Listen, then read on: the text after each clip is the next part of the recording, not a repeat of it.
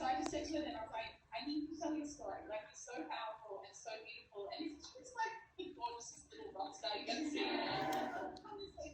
Stop you. Just pass the yellow. Just pass the yellow to the hands. So that Zoom can see how beautiful you are. So, how old are you?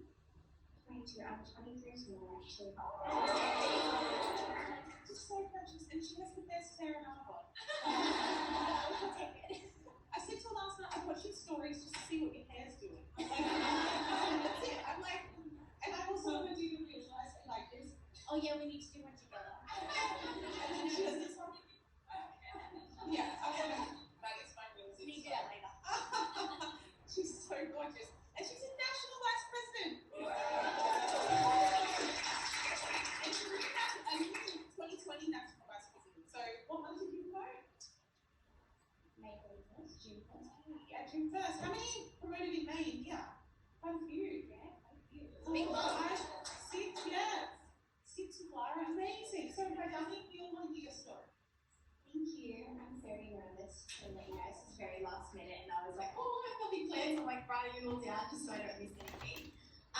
But you probably all heard my beautiful friend speak. She's my national vice president, and she's so inspiring to me, and I look up to her so much. And she's a big part of my story and everything like that as well. And if it wasn't for her, I wouldn't be pushing myself as much as I was, because I saw her and her crippling anxiety, and we were in our little anxiety bubble. It was just her and I. We would go out, we'd get coffee, we'd have massive sunglasses on.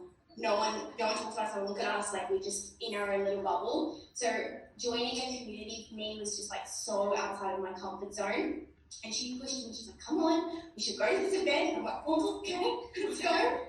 But I'm like a completely different person, and I'm so thankful for Arbonne. And I just want to say on here as well, no results are guaranteed. I just want to mention that, and my story is just my personal experience and what I've been through. So there's no expectations of, your story is your story. So when I started Arbonne, it was exactly the same day as Emma. So she had come to this realization, and she'd been telling me, she'd been on the Gold Coast for a little bit. I said, oh, Emma, I really need a job. Maybe I should speak to your dad. I'm really looking for a job because I need money. I was unemployed.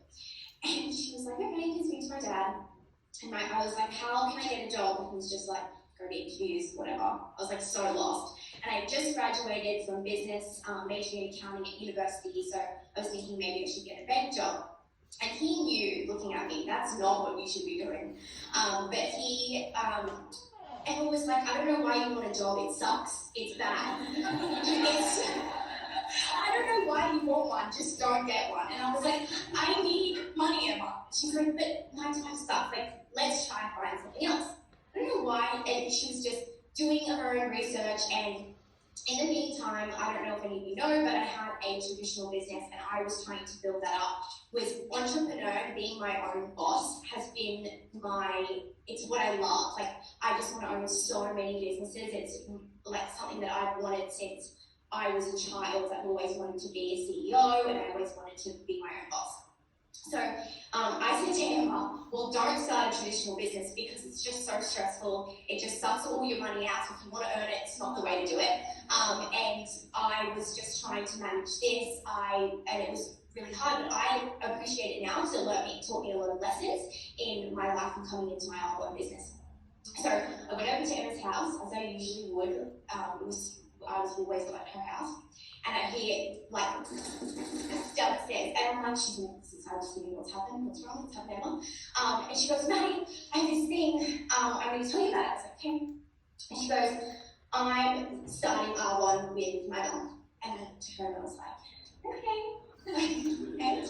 and I had been using R1 products for 7 years, and I had all my mum's friends, lots of them had the beautiful white snake bed, so I knew what was possible, but I'd never thought of that for myself ever.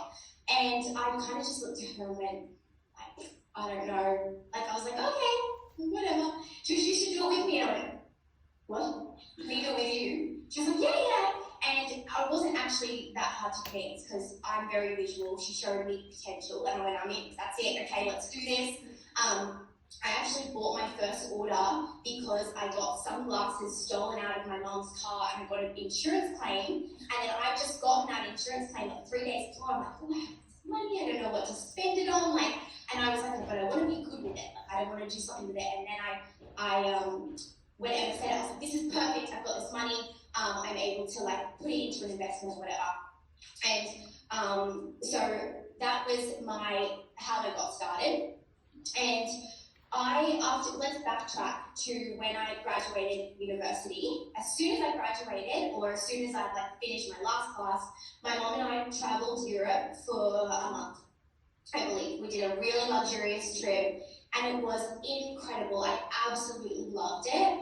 And I had this massive realization that this is what I love doing. I love spending time with my mom and my friends and my family. And now I'm about to go back home and get a full-time job where I'm only going to be able to do this once a year, or I'm only going to be able to do this for 2 weeks.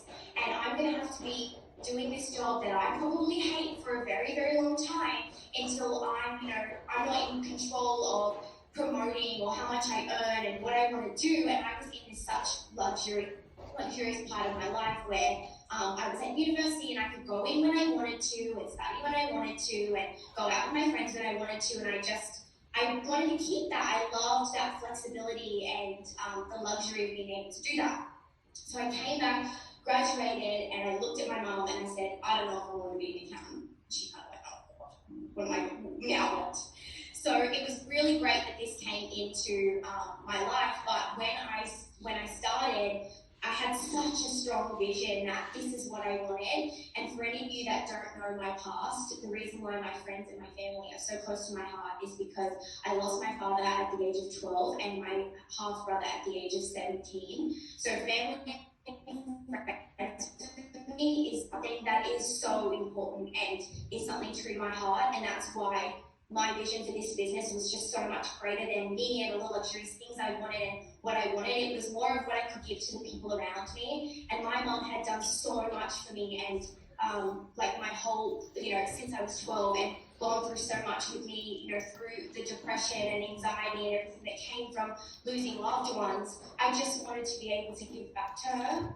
And that's my favorite thing about this business, is it gives me that opportunity.